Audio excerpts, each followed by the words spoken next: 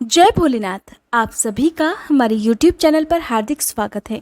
आज आप रसपान करेंगे शिव महापुराण कथा के 29वें अध्याय का। किसी भी विवाह में सबसे ज़्यादा अनोखे और अनमोल पल होते हैं तो वो होते हैं विदाई के समय जो बिछोह अपनों से बिछोड़ने का होता है। शायद ही कोई ऐसा व्यक्ति हो, शायद ही ऐसा कोई देवतागण, ऐसा मनुष्य, ऐसा कोई प्राणी हो जो अपने आंसुओं को संभाल पाया हो। तो जब देवी पार्वती और भगवान शिव का विवाह हो रहा था तो उस समय देवी पार्वती की माँ मैना ये सोचकर बार बार रोती रहती और मूर्छित हो जाया करती कि उनकी प्यारी लाडो अब हमेशा के लिए अपने पति के देह सिधारने वाली है। विदाई का पल चाहे कुछ भी कह लो, चाहे वो देवी देवताओं का विदाई का पल हो या आम मनुष्य का हो, होता हमेशा दुखदाई है। तो भगवान शिव के विवाह में जब ये क्षण आया तो उस समय का दृश्य कैसा था, इसका वर्णन आप सभी आज के इस अध्याय में सुनेंगे। उससे पहले मैं आप सभी को बता दूं कि आज 29वें अध्याय के बाद कल आप 30वें अध्याय का रसपान करेंगे और 30वें अध्याय के बाद भाद्रपद महीने के पहले दिन से यानी कि अगले ही दिन से आप शिव महापुराण की कथाएं लगातार इसी तरह सुनते रहेंगे जब तक कि ये अध्याय या शिव महापुराण कथा कंप्लीट नहीं हो जाती। लेकिन मैं आपको एक बात, बहुत ज़रूरी बात है, आप ध्यान से सुनिएगा, क्योंकि आप सभी पूरे एक महीने से हमारे चैनल पर इन कथाओं को सुन रहे हैं तो हो सकता है कि आप भाद्रपद महीने में थोड़ा सा कंफ्यूज हो जाएं। कंफ्यूज इसलिए कि जो हमारे चैनल का थंबनेल, जो वीडियो का थंबनेल होगा वो लिखा तो फिर से पहले की तरह भाद्रपद मास शिव महापुराण कथा अध्याय 1 या पहला दिन इस तरह से लिखा दिखाई देगा, लेकिन आप कंफ्यूज बिल्कुल भी मत होइएगा क्योंकि वो चतुर्थ खंड का अध्याय 1 रहेगा। आप शिव महापुराण कथा अब तक जैसे सुनते आ रहे थे उसी तरह से हर दिन अगर आप सुनेंगे तो आपको बीच में कोई भी कंफ्यूजन नहीं होगा। 30 दिन के अध्याय के बाद फिर से अध्याय पहला प्रारंभ होगा जो कि चतुर्थ खंड का पहला अध्याय होगा। तो आप हमेशा की तरह जिस तरह से आज तक आप हमारे इस चैनल को प्यार देते आए हैं, इन कथाओं को सुनते आए हैं लगातार, उसी तरह से इन कथाओं को भी सुनिएगा। साथ ही भागवत कथा भी हमारे चैनल पर भाद्रपद मास के पहले दिन से सुनाई जाएगी। इन कथाओं को बनाने में और वीडियो को रिकॉर्ड करने में बहुत समय लगता है, बहुत मेहनत लगती है और मैं इतनी लगन से आप सभी तक ये कथाएं शेयर करती रहती हूँ। तो मेरी आप सभी से सिर्फ एक रिक्वेस्ट है कि जब भी आपके पास दिन में समय मिले इन कथाओं को आप जरूर सुनिएगा। इस बार आप सभी ने हमारे चैनल को जो प्यार दिया है उसे देखकर ही मुझे हिम्मत हो रही है कि मैं आप सभी को श्रीमद् भागवत महापुराण की कथाएं भी सुनाऊं, क्योंकि इससे पहले भी 2 बार मैंने अलग अलग चैनल पर कथाएं सुनाने की कोशिश की थी जो बीच में अधूरी छोड़नी पड़ी। हो सके तो मुझे क्षमा कीजिएगा। अगर भागवत कथा को भी आपका इसी तरह प्यार और सहयोग मिलेगा तो मैं आपको श्रीमद् भागवत महापुराण की कथा भी कंप्लीट सुनाऊंगी। आज का समय आपका मैंने बहुत सारा ले लिया क्योंकि मेरी भी मजबूरी है कि इन वीडियोस के माध्यम के अलावा मेरे पास और कोई ऐसा माध्यम नहीं है जो मैं आपको अपनी बात शेयर कर सकूं, अपनी बात समझा सकूं। क्योंकि अभी भी बहुत सारे लोग ऐसे हैं यूट्यूब चैनल पर जिन्होंने चैनल को सब्सक्राइब तो किया है लेकिन उन तक हमारी वीडियोज़ का नोटिफिकेशन नहीं जा रहा है। या हो सकता है जो लोग हमारे चैनल पर इन कथाओं को सुनते हैं उन्होंने हमारा चैनल ही सब्सक्राइब ना हो, क्योंकि बहुत सारे लोग ऐसे हैं जो कमेंट बॉक्स में लगातार पूछते हैं कि आपने अब तक दूसरा अध्याय नहीं डाला, तीसरा अध्याय हमने नहीं सुना। तो प्लीज़ आप चैनल को सब्सक्राइब करके बेल आइकन जरूर प्रेस कर लीजिएगा। और आज के लिए मैं आपसे बहुत हाथ जोड़कर क्षमा चाहती हूँ कि मैंने आपका सच में बहुत सारा समय ले लिया। तो आइए रसपान करते हैं आज के अध्याय का। इस वीडियो के लास्ट में उन सभी श्रोतागणों के नाम मैं लूँगी जिन्होंने सावन मास महीने में हमारे चैनल पर शिव महापुराण कथा में कमेंट करके अपना प्यार दिया है। हो सकता है आपका नाम आज के इस वीडियो में ना लिया गया हो। अगर आपका नाम रह गया हो तो आज कमेंट करके मुझे बताइएगा ताकि 30वें अध्याय में मैं आपका भी नाम ले सकूं। श्री ब्रह्मा जी कहते हैं, हे नारद, फिर सप्तऋषियों ने हिमालय से कहा कि गिरिराज, अब आप अपनी पुत्री पार्वती देवी की यात्रा का उचित प्रबंध कीजिए। मुनीश्वर, ये सुनकर पार्वती के भावी विरह का अनुभव करके गिरिराज कुछ काल तक अधिक प्रेम के कारण विषाद में डूबे रह गए। कुछ देर बाद सचेत होकर शैलराज ने तथास्तु कहकर मैना को संदेश दिया। मुने, हिमवान का संदेश पाकर हर्ष और शोक के वशीभूत हुई मैना पार्वती को विदा करने के लिए तैयार हुई। शैलराज की प्यारी पत्नी मैना ने विधि पूर्वक वैदिक और लौकिक कुलाचार का पालन किया और उस समय नाना प्रकार के उत्सव मनाए। फिर उन्होंने नाना प्रकार के रत्न जटित सुंदर वस्त्रों और 12 आभूषणों द्वारा राजोचित श्रृंगार करके पार्वती को विभूषित किया। फिर मैना के मनोभाव को जानकर एक सती साध्वी ब्राह्मण पत्नी ने गिरिजा को उत्तम पतिव्रत धर्म की शिक्षा दी। ब्राह्मण पत्नी बोली, गिरिराज किशोरी, तुम प्रेम पूर्वक मेरा ये वचन सुनो। ये धर्म को बढ़ाने वाला, इस लोक और परलोक में भी आनंद देने वाला तथा श्रोताओं को भी सुख की प्राप्ति कराने वाला है। संसार में पतिव्रता नारी ही धन्य है, दूसरी नहीं। वही विशेष रूप से पूजनीय है। पतिव्रता सभी लोगों को पवित्र करने वाली और समस्त पाप राशि को नष्ट करने वाली है। शिवे, जो पति को परमेश्वर के समान मानकर प्रेम से उसकी सेवा करती है, वह इस लोक में संपूर्ण भोगों को उपभोग करके अंत में कल्याणमयी गति को पाती है। सावित्री, लोपामुद्रा, अरुंधति, शांडिली, शत्रुपा, अनुसुया, लक्ष्मी, स्वधा, सती, संज्ञा, सुमति, श्रद्धा, मैना और स्वाहा, ये तथा और भी बहुत सी स्त्रियां साध्वी कही गई हैं। यहाँ विस्तार भय से उनका नाम नहीं लिया गया। वे अपनी पतिव्रत्य के बल से ही सब लोगों की पूजनीय तथा ब्रह्मा, विष्णु, शिव और मुनीश्वरों की भी माननीय हो गई हैं। इसलिए तुम्हें अपने पति भगवान शंकर की सदा सेवा करनी चाहिए। वे दीन दयालु, सभी के सेवनी और सत्पुरुषों के आश्रय हैं। श्रुतियों और स्मृतियों में पातिव्रत्य धर्म को महान बताया गया है। इसको जैसा श्रेष्ठ बताया जाता है वैसा दूसरा धर्म नहीं है, यह निश्चय पूर्वक कहा जा सकता है। पतिव्रत धर्म में तत्पर रहने वाली स्त्री अपने प्रिय पति के भोजन कर लेने पर ही भोजन करे। शिवे, जब पति खड़ा हो तब साध्वी स्त्री को भी खड़ी ही रहना चाहिए।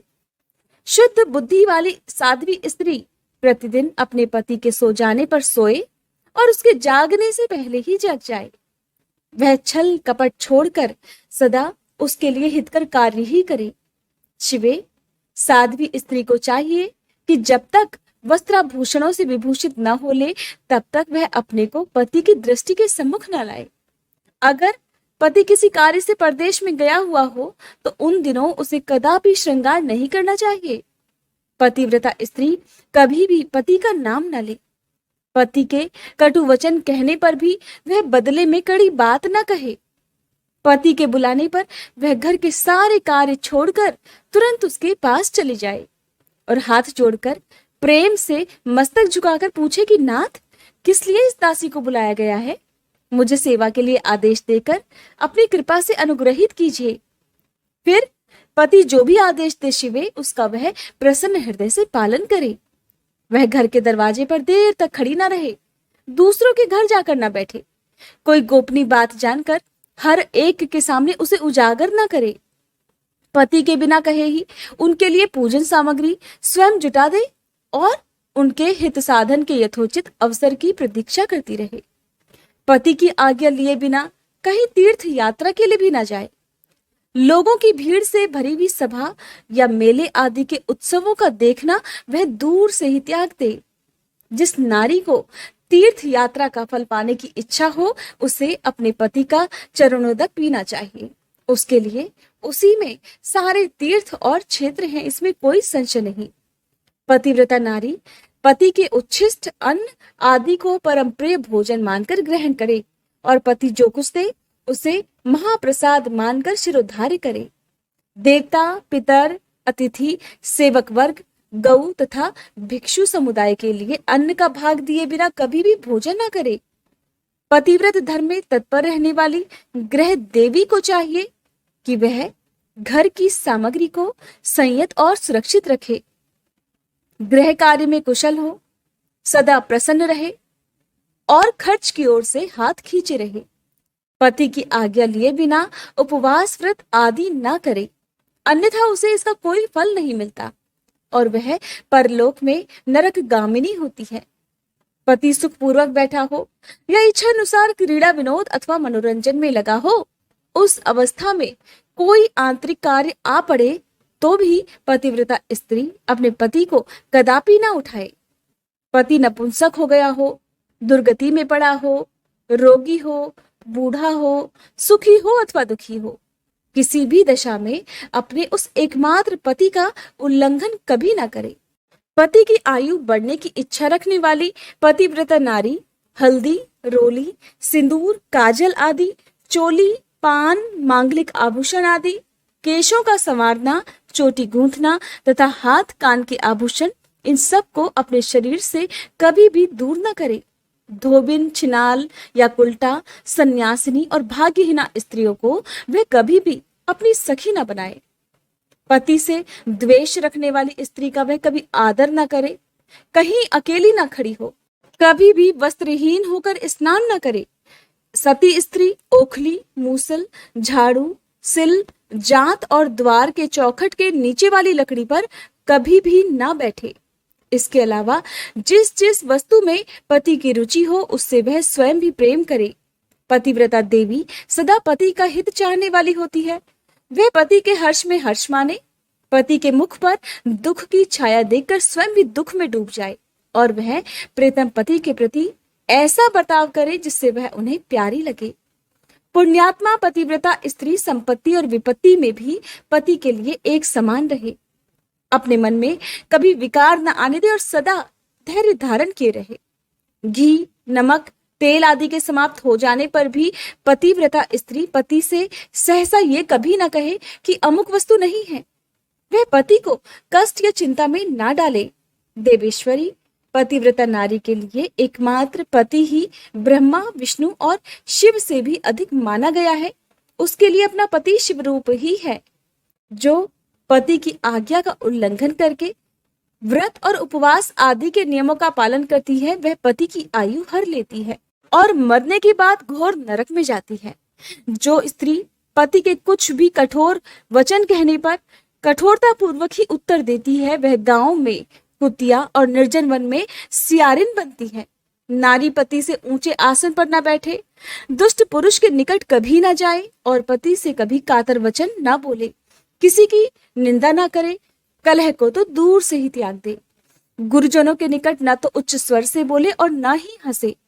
जो बाहर से पति को आते देख तुरंत अन्न, जल, भोज्य वस्तु, पान और वस्त्र आदि से उनकी सेवा करती है, उनके दोनों चरण दबाती है, उनसे मीठे वचन बोलती है तथा प्रेतम के खेद को दूर करने वाले अन्यान्य उपायों से प्रसन्नता पूर्वक उन्हें संतुष्ट करती है, उसने मानो तीनों लोगों को तृप्त और संतुष्ट कर दिया। पिता, भाई और पुत्र परिसीमित सुख देते हैं, परंतु पति असीम सुख देता है। अतः नारी को सदा अपने पति का पूजन, आदर और सत्कार करना चाहिए। पति ही देवता है, पति ही गुरु है और पति ही धर्म, तीर्थ और व्रत है। इसीलिए सबको छोड़कर एकमात्र पति की ही आराधना करनी चाहिए। जो दुर्बुद्धि नारी अपने पति को त्याग कर एकांत में विचरती है, वह वृक्ष के खोखले में शयन करने वाली क्रूर उलूकी होती है। जो पराई पुरुष को कटाक्षपूर्ण दृष्टि से देखती है, वह एचांतानी देखने वाली होती है। जो पति को छोड़कर अकेले मिठाई खाती है, वह गांव में सुअरी होती है अथवा बकरी होकर अपनी ही विष्ठा खाती है। जो पति को तू कहकर बोलती है, वह गूंगी होती है। जो सौत से सदा ईर्ष्या रखती है, वह दुर्भाग्यवती होती है। जो पति की आंख बचाकर किसी दूसरे पुरुष पर दृष्टि डालती है, वह कानी, टेढ़े मुंह वाली और कुरूपा होती है। जैसे निर्जीव शरीर तत्काल अपवित्र हो जाता है, उसी तरह पतिहीना नारी भली भांति स्नान करने पर भी सदा अपवित्र ही रहती है। लोक में वह माता धन्य है, वह जन्मदाता पिता धन्य है तथा वह पति भी धन्य है जिसके घर में पतिव्रता देवी वास करती है। पतिव्रता के पुण्य से पिता, माता और पति के कुलों की 3-3 पीढ़ियों के लोग स्वर्गलोक में सुख भोगते हैं। जो दुराचारिणी स्त्रियां अपना शील भंग कर देती हैं, वे अपने माता पिता और पति तीनों के कुलों को नीचे गिराती हैं तथा इस लोक और परलोक में भी दुख भोगती हैं। पतिव्रता का पैर जहां जहां पृथ्वी का स्पर्श करता है शिवे, वहां वहां की भूमि पापहारिणी तथा परम पावन बन जाती है। भगवान सूर्य, चंद्रमा तथा वायुदेव भी अपने आप को पवित्र करने के लिए ही पतिव्रता का स्पर्श करते हैं और किसी दृष्टि से नहीं। जल भी सदा पतिव्रता का स्पर्श करना चाहता है और उसका स्पर्श करके वह अनुभव करता है कि आज मेरी जड़ता का नाश हो गया और आज मैं दूसरों को पवित्र करने वाला बन गया। भार्या अर्थात पत्नी ही गृहस्थ आश्रम की जड़ है। भार्या ही सुख का मूल है। भार्या से ही धर्म के फल की प्राप्ति होती है तथा भार्या ही संतान की वृद्धि में कारण होती है। क्या घर घर में अपने रूप और लावण्य पर गर्व करने वाली स्त्रियां नहीं है? परंतु पतिव्रता स्त्री तो विश्वनाथ शिव के प्रति भक्ति होने से ही प्राप्त होती है। भार्या से इस लोक और परलोक दोनों पर विजय पाई जा सकती है। भार्याहीन पुरुष देव यज्ञ, पितृयज्ञ और अतिथि यज्ञ करने का अधिकारी नहीं होता। वास्तव में गृहस्थ वही है जिसके घर में पतिव्रता स्त्री है। दूसरी स्त्री तो पुरुष को उसी तरह अपना ग्रास अर्थात भोग्य बनाती है जैसे जरावस्था और राक्षसी। जैसे गंगा स्नान करने से शरीर पवित्र होता है, उसी प्रकार पतिव्रता स्त्री का दर्शन करने पर सब कुछ पावन हो जाता है। पति को ही इष्ट देव मानने वाली सती नारी और गंगा में कोई भेद नहीं। पतिव्रता और उसके पतिदेव उमा और महेश्वर के समान है। अतः विद्वान मनुष्य उन दोनों का पूजन करे। पति प्रणव है और नारी वेद की ऋचा। पति तप है और स्त्री क्षमा। नारी सत्कर्म है और पति उसका फल। शिवे, सती नारी और उसके पति दोनों दंपति धन्य हैं। हे गिरिराज कुमारी, इस प्रकार मैंने तुमसे पतिव्रता धर्म का वर्णन किया है। अब तुम सावधान हो। आज मुझसे प्रसन्नता पूर्वक पतिव्रता के भेदों का वर्णन भी सुन लो। देवी, पतिव्रता नारियां उत्तमा आदि भेद से 4 प्रकार की बताई गई है, जो अपना स्मरण करने वाले पुरुषों का सारा पाप हर लेती हैं। उत्तमा, मध्यमा, निकृष्टा और अति निकृष्टा, ये पतिव्रता के 4 भेद हैं। अब मैं इनके लक्षण भी बताती हूँ, ध्यान पूर्वक सुनो। शिवे, जिसका मन सदा स्वप्न में भी अपने पति को ही देखता है, दूसरे किसी पुरुष को कभी नहीं, वह स्त्री उत्तमा या उत्तम श्रेणी की पतिव्रता कही गई है। शैलजे, जो दूसरे पुरुष को उत्तम बुद्धि से पिता, भाई और पुत्र के समान देखती है, उसे मध्यम श्रेणी की पतिव्रता कहा गया है। पार्वती, जो मन से अपने धर्म का विचार करके व्यभिचार नहीं करती, सदाचार में ही स्थित रहती है, उसे निकृष्टा अथवा निम्न श्रेणी की पतिव्रता कहा गया है। जो पति के भय से तथा कुल में कलंक लगने के डर से व्यभिचार से बचने का प्रयास करती है, उसे पूर्व काल के विद्वानों ने अति निकृष्टा अथवा निम्नतम कोटि की पतिव्रता बताया है। शिवे, ये चारों प्रकार की पतिव्रताएं समस्त लोगों का पाप नाश करने वाली और उन्हें पवित्र बनाने वाली हैं। अत्रि की स्त्री अनुसुईया ने ब्रह्मा, विष्णु और शिव इन तीनों देवताओं की प्रार्थना से पतिव्रत के प्रभाव का उपभोग करके वराह के शाप से मरे हुए एक ब्राह्मण को जीवित कर दिया था। शैल कुमारी शिवे, ऐसा जानकर तुम्हें नित्य प्रसन्नता पूर्वक पति की सेवा करनी चाहिए। पति सेवन सदा समस्त अभीष्ट फलों को देने वाला है। तुम साक्षात जगदम्बा महेश्वरी हो और तुम्हारे पति साक्षात भगवान शिव हैं। तुम्हारा तो चिंतन मात्र करने से स्त्रियां पतिव्रता हो जाएंगी। देवी, यद्यपि तुम्हारे आगे ये सब कहने का कोई प्रयोजन नहीं है, फिर भी आज लोकाचार का आश्रय लेकर मैंने तुम्हें सती धर्म का उपदेश दिया है। ब्रह्मा जी कहते हैं, नारद, ऐसा कहकर वह ब्राह्मण पत्नी शिवा देवी को मस्तक झुकाकर चुप हो गई। इस उपदेश को सुनकर शंकर प्रिया पार्वती देवी को बड़ा हर्ष हुआ।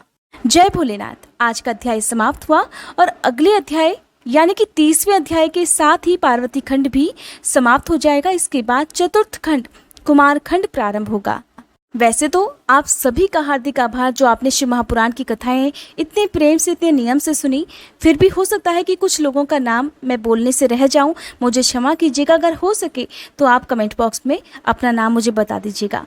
तो सबसे पहले जिनको मैं धन्यवाद करना चाहूँगी वो हैं पूर्णिमा गोयल जी, सनी कुमार जी, पुष्पा चंचलानी जी, शांभवी दुबे जी, केशनी जी, डाव यी विन जी, गोविंद सिंह जी, जय प्रकाश जी, रोमा बहल जी, ज्योति जी, उर्मिला पांडे जी, नितिन जोशी जी, परवीन बाला जी, सरस्वती मिश्रा जी हर वीडियो में मुझे बिटिया कहती हैं और अपना ढेर सारा आशीर्वाद भी मुझे देती हैं।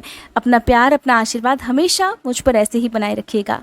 इसके साथ ही ब्लडी मैरी के नाम से, मुझे नहीं पता चैनल है कि ये आपकी आईडी का नेम है, आप भी मुझे कमेंट करते हैं। नीना जगोदिया जी, सुजाता प्रजापति जी, संगीता जी, बबली चौधरी जी, अंजू शर्मा जी, बिंदु सरेन जी, संगीता जी, सुमित्रा पंचारिया जी, गुड्डी पांडे जी, यश शर्मा जी, सीमा शर्मा जी, अंजू शर्मा जी, जमुना प्रसाद जी, रीता सिन्हा जी, दिव्या रावल जी, सुशीला संघाई जी, सुनीता शाव जी, सुरिंदर दत्ता जी, अनामिका बरुआ जी, अलका गुप्ता जी, अंशु गुप्ता जी, धर्मेंद्र यादव जी, अंजू सुबा जी, शैल मल्होत्रा जी, नरेश भारद्वाज जी, विनीता वरियानी जी, नाथन ठाकुर जी, आपका नाम आईडी पर यही शो होता है, मुझे नहीं पता आपका असली नाम क्या है। शशि प्रभा जी, शशि शिवहरे जी, ये भी मुझे कमेंट बॉक्स में ढेर सारा प्यार देती हैं। यशस्वी शिवांशी जी, करण वोहरा जी, ममता भटनागर जी, अनुपम भारद्वाज जी और वर्षा सिंह जी, आप सभी का हार्दिक आभार। इसके अलावा भी बहुत सारे लोग हैं जिन्होंने अब तक हमारे चैनल पर कमेंट किया है और आपने अपना प्यार भी हमारे चैनल पर बरसाया है। मेरे पास सच में शब्द नहीं है कि मैं कैसे आप सभी का धन्यवाद करूं, लेकिन बस आपसे उम्मीद यही करती हूं, आपका आशीर्वाद, आपका साथ मेरे साथ हमेशा इसी तरह बना रहेगा। सच्चे दिल से आभार उन सभी का भी जिन्होंने हमारी वीडियोस को लाइक किया है, लेकिन किसी कारण से आज तक कोई कमेंट नहीं किया, क्योंकि हमारे समाज में, हमारे धर्म में एक तबका उन लोगों का भी है जो शायद अनपढ़ हैं। मैं सच्चे दिल से आप सभी का हार्दिक आभार करती हूँ, क्योंकि कुछ लोग ऐसे भी हैं जो कमेंट करते हैं कि हम लिख नहीं सकते, हमें अंग्रेजी में लिखना नहीं आता, हमें यूट्यूब के फंक्शन नहीं आते, लेकिन हम आपकी कथाएं रोज़ सुनते हैं। कोई बात नहीं, अगर आपने कमेंट नहीं भी किया है, मुझे पता है कि आप वीडियोस देखते हैं, इन कथाओं को नियमित रूप से सुनते हैं। आप बिल्कुल भी निराश मत होइएगा कि मैं आपका नाम नहीं ले सकी, क्योंकि मुझे नहीं पता आपका नाम क्या है। महादेव आप सभी पर अपनी कृपा दृष्टि बनाए रखें, आप सभी की झोलियां खुशियों से भर दें, आप सभी के जीवन में किसी तरह का कोई भी दुख कभी ना आए। और ये भी हम सभी का सौभाग्य है कि हमें इस घोर कलयुग में कथा सुनने का और सुनाने का सौभाग्य प्राप्त हो रहा है। एक छोटी सी रिक्वेस्ट आप सभी से है कि कुछ लोग कमेंट बॉक्स में गुरुजी, गुरु माता या माता जी कहकर मुझे बोलते हैं, तो प्लीज़ आप ऐसा मत किया कीजिए। मैं सिर्फ एक कथावाचक हूँ, मुझे अपने पुराणों से, अपने धर्म से बहुत प्यार है और मैं चाहती हूँ हमारे धर्म की ये सारी जानकारी हर सनातनी तक पहुँचे। मेरा उद्देश्य बस इतना ही है, इसलिए मुझे कथाएँ सुनाना बहुत पसंद है। तो मैं सिर्फ कथाएं सुनाना पसंद करती हूँ, मैं कोई गुरु माता नहीं हूँ। हो सके तो मुझे क्षमा कीजिएगा अगर मेरे शब्दों से आपको किसी तरह का कोई कष्ट पहुँचा हो।